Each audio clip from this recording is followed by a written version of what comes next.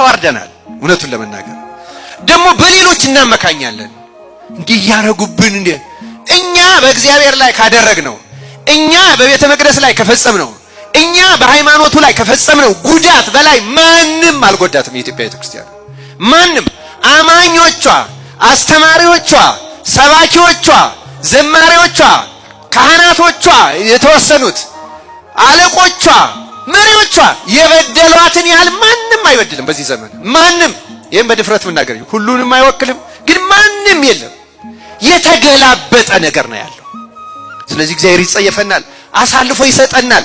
ሁሉንም አሳልፎ መስጠቱ ብዙ ንጹሃን ምዕመናንም ንጹሃን ካህናትም አሉ። እውነት ለመናገር መምህራን መነኮሳት አሉ ንጹሃን፣ ምንም አልጠፋም። በእነሱ አሁንም ጨርሶ ይማረን። ክርስቲያኖች እንደ አሁን ልማት መጥፎ ሊመስላችሁ ይችላል። አንድ ታሪክ ልንገራችሁ ግን ትኩረቱ ለሱ ሲሆን በግብጾች ታሪክ ነው ያነበብኩት። ግብጽ አባ መቃርስ የታወቀ ነው። ትልቅ አባት ነው አይደለም? ትልቅ ጻድቅ ነው። እና አባ መቃርስ ገዳም ብዙ ቃል ኪዳን ገብቶለታል እግዚአብሔር። እና በአንድ ወቅት ግን መነኮሳቱ ትኩረታቸው ልማት ሆነ። ልማት የሚያለሙት ለምቾት ነው ደግሞ። እና ለጸሎት ቸልተኛ በተባረደ ስሜት የሌሊቱን ጸሎትም ያው ሲነጋ ይደርሳል፣ የት እንሄዳለን እዚሁ ነው የምንወለው ብለው ሲነጋጋ ነው የሚያደርጉት። ተውት ይላል። እና በጣም የሚገርም ነው። የሰማዕታቱን ቅድምም ስለነገርኳችሁ ቅድሚያ እንዴት እንደሚሰጠው እና ጌታ በሰማይ ላሉ ቅዱሳን በተለይ ከዛ ገዳም ጋር ለተገናኙት ገለጸላቸው እና አጠፋዋለሁ አለው ጌታ። በሁለት ምክንያት ነው የወቀሳቸው ገዳማቱን። አንደኛ ልማትና ምቾት ይወዳሉ፣ ሁለተኛ ለጸሎት አይተጉም። ለጸሎት አይተጉም፣ ለልማትና ለምቾት ግን ጎበዞች ናቸው። ስለዚህ ገዳሙን አጠፋዋለሁ አለ።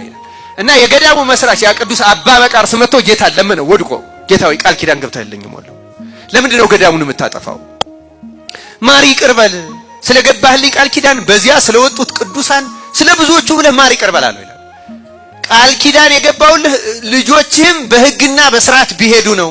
አሁን ግን በሕግ በስርዓት ቃል ኪዳን የሚሰራው ሕግ ስራ ለሚጠብቅ ነው ክርስቲያኖች።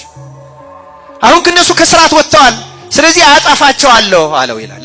አባ መቃርስን ያህል ጻድቅ በኋላ 49ኙ ሰማዕታት በእኛ 40ው ተሳቱ ለባሳያነ መስቀል የምንላቸው አሉ። እነዚህ ምንድናቸው? አባ ዮሐንስ የሚባል በጣም ትልቅ የዚያ ገዳም አበምኔት ባንድ ወቅት ነበረ። እና በርበሮች የሚባሉ ታውቃላችሁ? በእንግሊዘኛ በርበር ነው የሚባሉ። በርበር ማለት ሰሜን አፍሪካ አሁን ሊቢያ አካባቢ ያለ አካባቢ ነው። ከዚያ የሚነሱ የጎሳ ሽፍቶች ናቸው። ምንም ለሰው ደንታ የላቸውም። ይሄዱና ገለው አርደው ዘርፈው የሚሄዱ ናቸው። እና ይሄዱ ገዳማቱን የግብጽ ገዳማትን እንደዚህ ይገሏቸዋል። እና በግብጽ ምን አለ አሁንም ግብጽን ስትጎበኙ ታዩታላችሁ። አይዟችሁ ትምህርቴን እያጠቃለልኩ ነው። አርዝም ያለው አይደለም አውቃለሁ፣ ግን ብዙ ቀን ሰንብቼ ስለመጣው ትንሽ ደቂቃ ትታገሱኛላችሁ። ልጨርሰው አልጨርሰው ፈቅዳችኋል? አዎ በጣም የመሸበት ሰው ይሄድ። በእውነቱ መችስ እንዴት እናደርጋለን? የአሁኑን ዘመን ማምሽቶ መግባትም እናውቀዋለን። የፈተና ዘመን ነው። እግዚአብሔር ሰላሙን ያንጽናለን። እና ምን አላቸው አሁን ግብጽ ስትሄዱ የመጠበቂያ ግንብ የሚባል የመጠበቂያ ግንብ ማለት እነዚህ በርበሮች ሲመጡ ገብተው የሚድኑበት። እንዴት ነው የሚገቡበት መሰላችሁ? ሁለት ግንብ ጎንና ለጎን ይሰራል። አንድ ግንብ ልክ በ2 ሜትር ርቀት ግንቡን አድርገው አንድ ግንብ ወደዚያ ይሰራል፣ አንድ ግንብ እዚህ ይሰራል። እዛኛው የሚሰራው ግንብ ምንም ከስር መግቢያ የለው። ከላይ ፎቅ አለው፣ ደርብ አለው። ወደዚያ የሚገባው ግን በዚህኛው ፎቅ ይመጣና ሁለት ፎቆች የሚገናኙበት ድልድዮች፣ ኮሪደሮች አይታችሁ ታውቃላችሁ አይደል? እንደዛ ከዚህ ወደዚያ በእንጨት ሆኖ መሃሉ ላይ መታጠፍ ያለው በገመድ ይዘረጉትና ከተሻገሩ በኋላ በገመድ ሲጎትቱት ታጥፎ ይሄ ክፍት ይሆናል። ስለዚህ ወደዚያ ግንብ መውጫ የለውም፣ አይገቡም። መዳኛው ይሄ ነው። አሁንም እዛ አባ መቃርስ ገዳም ይሄ ግንብ እኔም ባይኔ አይቼዋለሁ አለ። አሁንም መጠበቂያ ግንቡ ማለት የድሮ እዛ ገብተው ብቻ ነው የሚድኑ፣ እየመጡ ያርዷቸዋል። አንድ አይተርፍም። አባ ዮሐንስ የበቃ ስለነበረ በርበሮች እየመጡ እንደሆነ ተገለጸለት ከመንፈስ ቅዱስ። ሲገለጽለት እንዲህ አለ፣ በርበሮች ገዳሙን ሊዘርፉና እኛን ሊገሉ እየመጡ ነው። የፈራ ወደ መጠበቂያ ግንቡ ይግባ፣ ያልፈራ ግን ሰማዕትነትን የሚወድ ከኔ ጋር ይቁም አለ። ልክ ይሄን ሲል አብዛኛው መነኮሳት ወደ መጠበቂያ ግንቡ ገቡ። ከሱ ውጭ 48 መነኮሳት ከሱ ጋር ቀሩ። 49 ሆኑ ማለት ነው ከሱ ጋር። 49ኙ ቆመው ነው የጠበቋቸው። እንደመጡ አረዷቸው። ስለ ክርስቶስ ብለው ደማቸውን አፈሰሱ። እና አሁን ገዳሙን አጠፋዋለሁ ሲል አባ ዮሐንስ ይሄንን እንዲህ ያደረገው ያ ቅዱስ መጣና ጌታ ስር ሰግዶ ጌታ ሆይ አንተ ስለኛ ደምህን አፍስሃል፣ በድለናል፣ አምልኮታችን አስላስደስትህም። መነኮሳቱ አምንቶ በምቾት በልማት ሰበብ አሳዝነውሃል።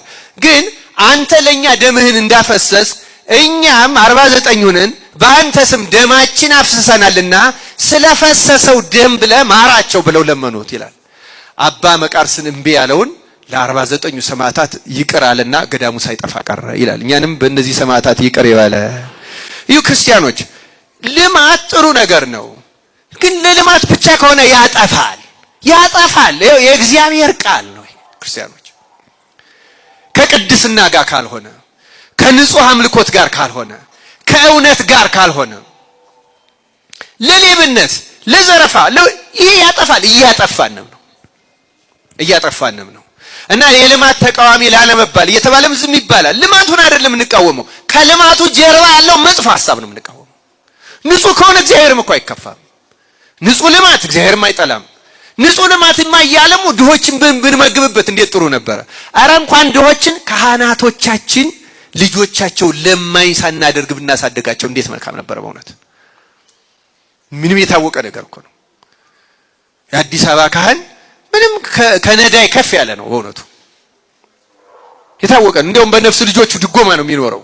ኑሮውን እናውቀዋለን። አሰራር እየዘረጋን ተገቢ ቤት እያደረግን ከኪራይ ቤት ምልልስ ማኔጅ በደንብ እያደረግን ልጆቻቸው በአግባቡ እንዲያደርግ አድርጎ በንጽህና እንዲያገለግሉ ብናደርጋቸው እኛም እንጠቀማለን፣ እነሱም ይጠቀማሉ። በዚህ እግዚአብሔር ደስ ነው የሚለው በእውነቱ። በዚህ ሰበብ ግን የተወሰኑ ወንበዴዎች መጠቀም አይወደው እግዚአብሔር።